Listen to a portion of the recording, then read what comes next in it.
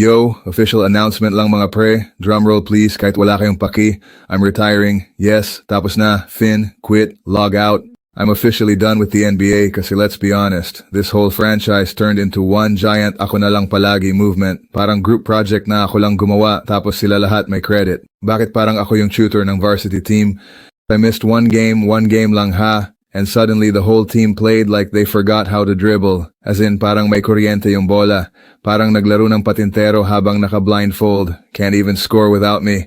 Team ba ito or group of lost kids sa Zumba class? Tapos guess what? Nagbuwis-buhay ang front office para kunin si Jimmy Butler. Yes, the Jimmy di ko mapansin Butler. Galing Temu. Fake 5-star review. Puro airball, walang delivery. We threw the bag at him. $120 million for 2 years. Sa dami ng pera niya ngayon, pwede na siyang magtayo ng Jollibee sa Mars. Pero yung contribution niya sa team, parang soft-boiled egg, hilaw, walang lasa, sayang sa energy. And can we talk about playoff Jimmy? Bro, playoff Jimmy. Sino nagpauso niyan? Admin ba ng fanpage na hindi marunong tumanggap ng L? Playoff?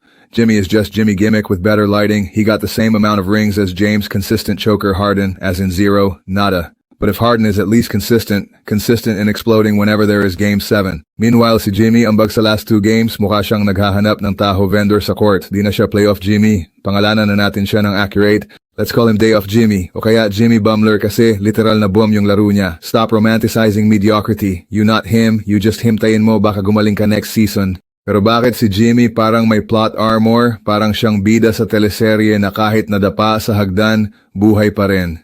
Let's keep that same energy ha. Kung si Harden sinasabihan yung choker, edi i-choke nyo na rin yung hype ni Jimmy. Equal opportunity slander lang, diba? Pag sablay, wag tayong choosy.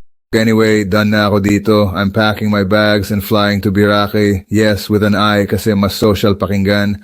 I'll be chilling with Ligote James, the real one, at si Burger Doncic kasi kahit burger siya, mas may beef pa siya sa finals kaysa sa buong Eastern Conference. We're about to go wild sa freak-offs. Walang defense, walang refs, walang fans, just vibes and bad decisions. Sasayaw kami sa buhangin habang si Dame nagra-rap sa background. Meanwhile, the rest of the league, stuck on Twitter Spaces, arguing about who is the top 5 even though none of them have a ring. So yeah, retired na ako, di dahil pagod ako. Pagod na akong magdala, pagod na akong mag-adjust sa team na parang group chat na puro scene. Good luck mga bums, try nyo na lang mag-ML, at least doon may respawn. Peace out. Pero teka, bago kayo mag-unfollow dahil triggered kayo, quick plug lang. Kung gusto mong magka-extra bonus habang nagtataya sa mga team na hindi marunong manalo, get up to 12,000 pesos on your first deposit.